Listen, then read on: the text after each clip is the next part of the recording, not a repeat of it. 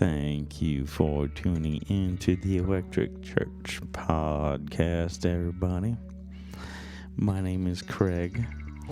I am the host of the Electric Church podcast.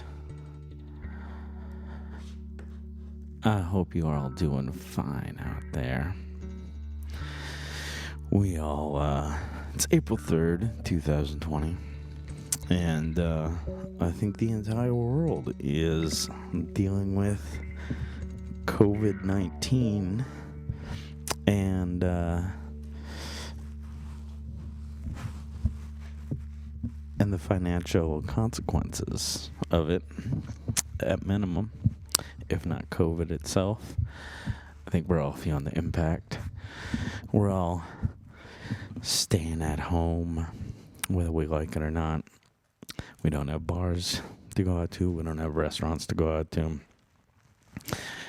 Heck, a lot of places are even closing parks, not letting kids go play. It's a really, really interesting time. And I frankly couldn't even get a guest in to come in and talk to me this week. I thought we were going to have a guest a couple of times, but it's Thursday already, and doesn't look like it's going to happen. So we are flying solo today. I don't know how many solo podcasts we're going to have to do, but we're willing to do at least this one.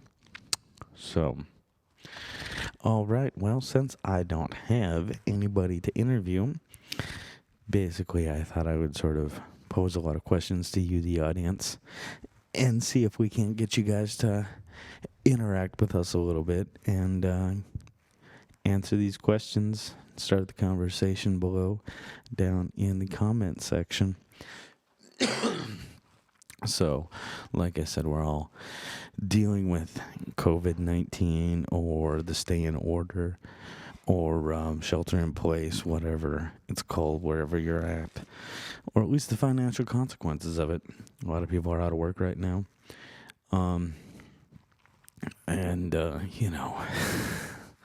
The world is just in chaos.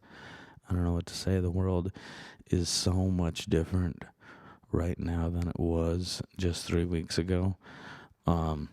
It's kind of phenomenal how things changed so radically, so quickly. I think it's a good reminder of all of how fragile the system we live in really is. I don't think anyone quite realized. I don't think people really took. We all took advantage of it. We all took it for granted that things would just be there. There would always be toilet paper on the shelves. There'd always be, meat in the freezer. There's always going to be ground beef at Cub Foods. I think we just kind of took all that for granted. It's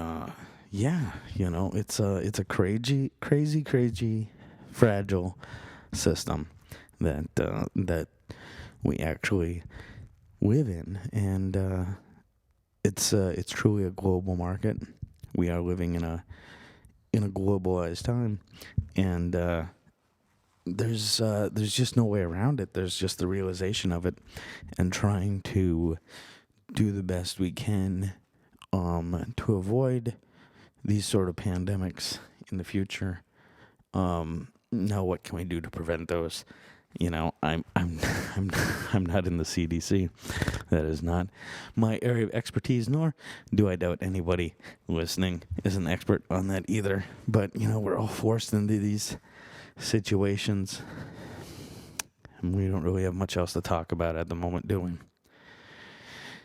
So, the main question I have is, what's more dangerous, the COVID-19 virus or destroying the world economy? I think that's a very valid question that a lot of us are asking ourselves right now. We're at around 3,000 deaths in America right now. And I think H1N1 ended up killing over 100,000 people. Probably somewhere around And looks like the current estimates have been altered several times, of course, because they're relying on computer models. But it looks like we're probably going to top out somewhere around 250,000 people, 200,000, 250,000, somewhere in there is probably going to be the likely death toll from this in the United States. Now, that is, of course, because we took so many drastic actions to prevent this from being spread. And I know this is a lot different than other flus because it's so asymptomatic for so long, and you have the chance to spread it to so many people before even realizing you were sick. So I understand that, all things considered, the two things are not completely equivalent, but we don't have really anything else to compare it to. So again, could we have taken less drastic measures? Not completely destroyed the economy where we need these huge, quote unquote, bailouts. Was that entirely needed to stave off this situation, or did the government go too far? That's not a question I'm here to answer. That is a question I'm here posing to you. What do you think? Let us know in the comments down below. China and India are really the fuel of the world economy. We obviously live in a global market now. There's no denying that. We all get cheap products because of China and India. We all have cheap aspirin because of China and India. So, again, what does this impact have on the global market?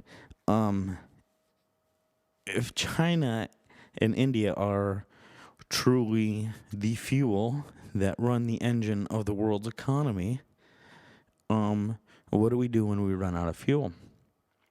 And I think that's an honest question we should all be asking ourselves, is should we be so reliant on cheap labor from so few countries? Or should we be bringing some of those basic manufacturing, packaging, chemical plant type things, should we bring those jobs back to America? Even if it means the price of goods going up. Again, not here to give you my opinion, here to ask that question. Let us know what you think in the comments down below. Globalization is just the reality of the world that we live in. We have coffee and bananas for breakfast because of capitalism, because of global trade.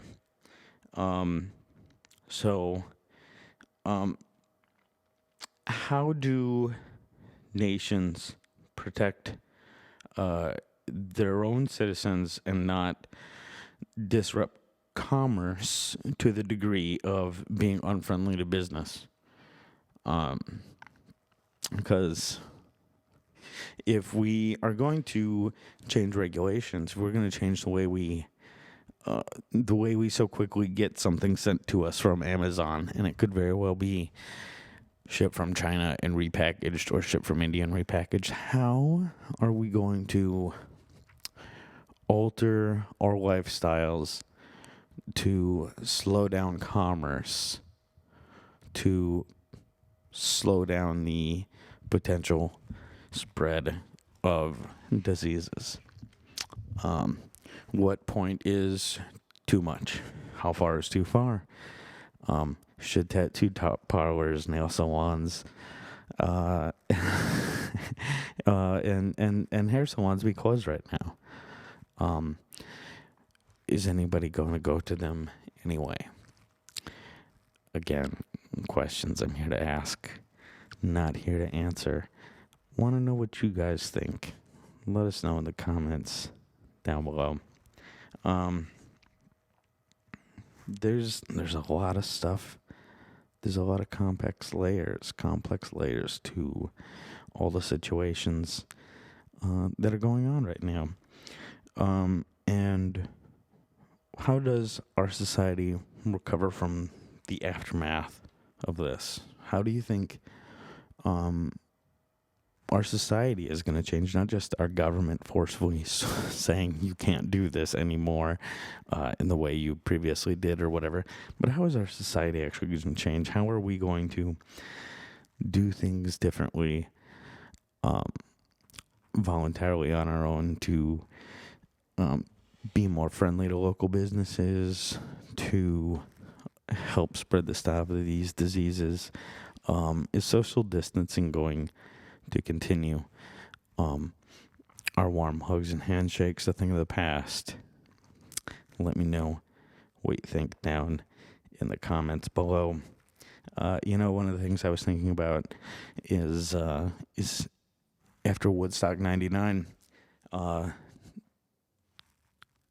If those of you who don't know, you can Google it, and you can find some footage in 1999. There was a second Woodstock in New York, and they had Korn and Limp Bizkit and Rage Against the Machine, and I can't name all the bands, but they had all these bands that got out and got these people riled up, and basically riots almost broke out in the crowd.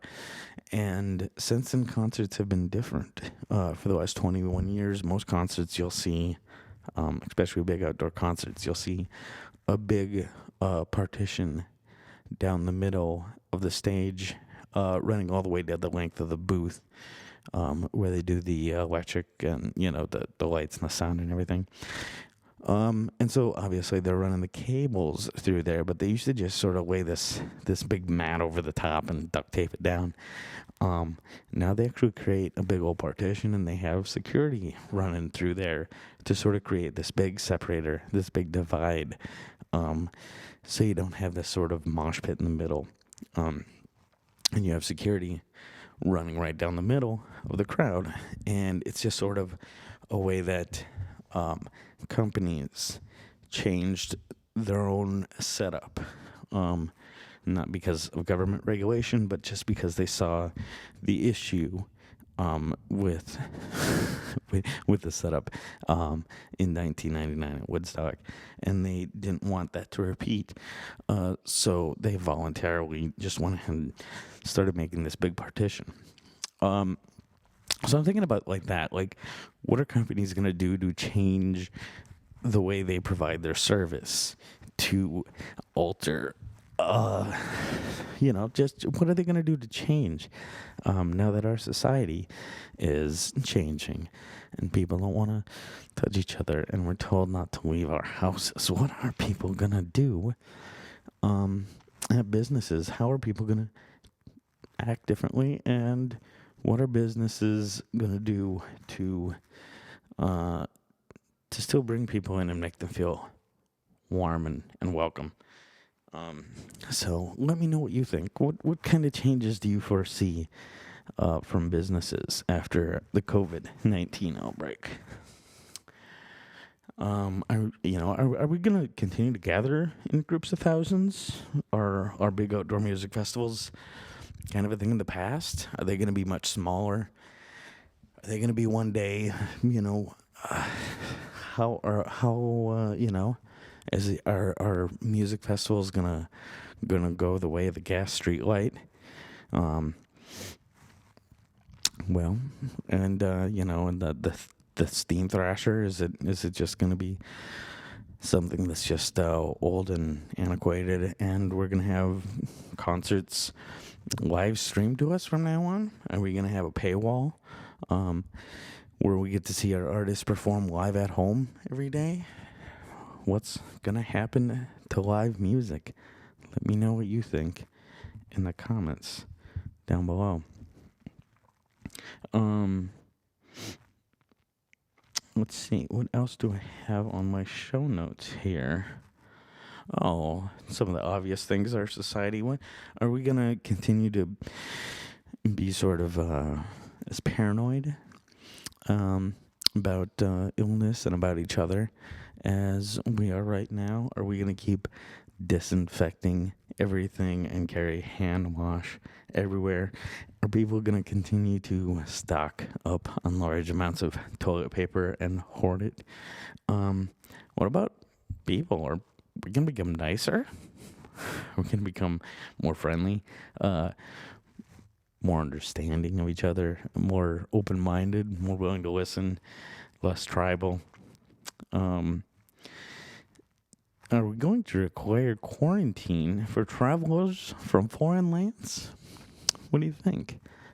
If somebody comes back from China or Japan or Germany or England 2 years from now, are we going to have a required 30-day quarantine for them to sit in a hotel room and wait to make sure that they're not sick before we let them into our society? What do you think? Is that a good idea? Is that a bad idea? Is that too long, too short? How much are you willing to infringe on travelers' freedoms for our safety?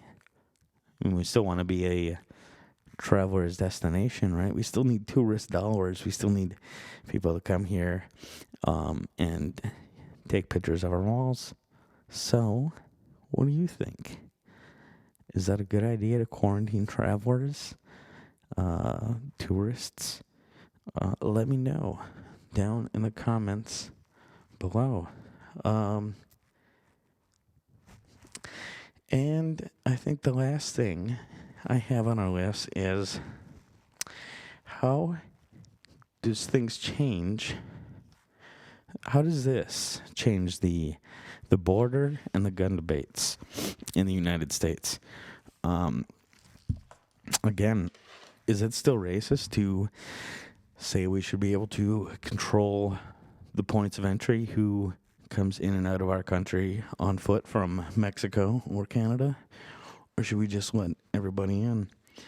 What about guns? It seems like there's a lot of people who were against guns who all of a sudden have found themselves standing in line at the gun shop saying, "What do you mean there's a 10-day waiting period?" How does this change the gun debate? How does this change the border debate? If you used to be for open borders and have changed your mind, please let us know in the comments below. If you were a little wishy-washy on gun rights and now you wish you had one, why don't you go ahead and let us know down in the comments below. So how do you think this is going to change your life? How does this all shake out in the end? What's the aftermath of the Covid-19 outbreak? I think we're going to pull out of this, but it's not going to be easy. I think everybody's sort of anticipating that we're just going to kickstart the economy come June, but that's not exactly how it happens. Even if the government said tomorrow, hey, everybody can open back up, there's a lot of people who just don't have the money in their bank accounts to pay the rent and to pay the electrical and to get product in the door and to get the doors back open again and swing open for business. There's gift shops and things that you lock the door at the beginning of the day, you lock the door at the end of the day. And you don't have to worry about perishables and things, but, there's lots of businesses that they got to keep getting things in all the time. Bars, liquor stores, grocery stores, well, they're obviously making a killing. But there's lots of places, even comic book shops, Diamond distributors, they shut down. They're not distributing any new comics until further notice. So, you don't even have comic books to open up if you could. So, it's not like the economy is gonna just gonna kickstart. It's not like we're gonna be throwing gasoline and throwing a match on some tinder and we're just gonna have a blazing fire come June. Assuming this is over at the end of April, and places are allowed to start opening again May 1st, you're probably looking at sometime between 6 and 8 weeks before the ball is really rolling, before people have staff in the door, they have them retrained, they've got all the perishables and everything refurbished, and everything's in the door, and they're ready to open to the public. It's not going to be so easy. It's going to take a long, hard road out there. And I know everybody out there is excited for their $1,200 check, and there's lots of people out there that are mad that companies are getting bigger bailouts, but I want you guys to keep in mind that those bailouts, quote unquote, that those companies are getting, that's not free money. Those are loans. They got to pay that money back, just like you have a mortgage on your house or a car payment, or even have to pay rent. You go to a bank and you get a loan, and that's how you operate your business. And then the government comes in and they tell you that you can't operate for a while.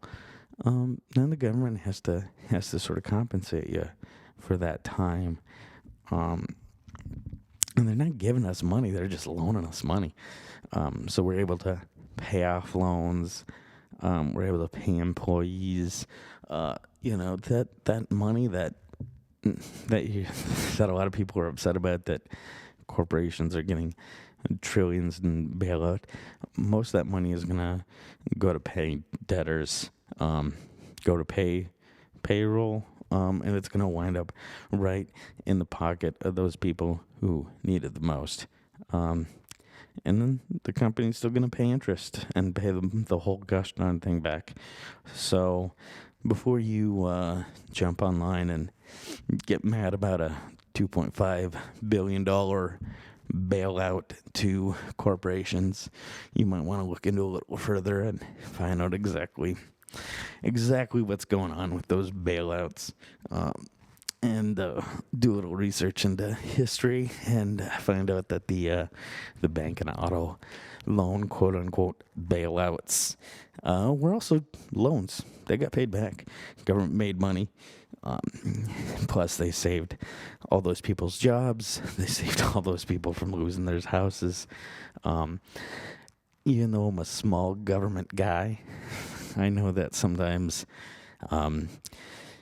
big government and big corporations need to work together to make sure that they don't create a big old mess, because, well, they're capable of doing it just fine, and sometimes they need to backstep and autocorrect. Otherwise, when they make big mistakes, that we're the people at the bottom, we're the people that absorb it. We get the short end of that stick. They still have private islands and, big old estates and 401ks, and they're going to end up fine.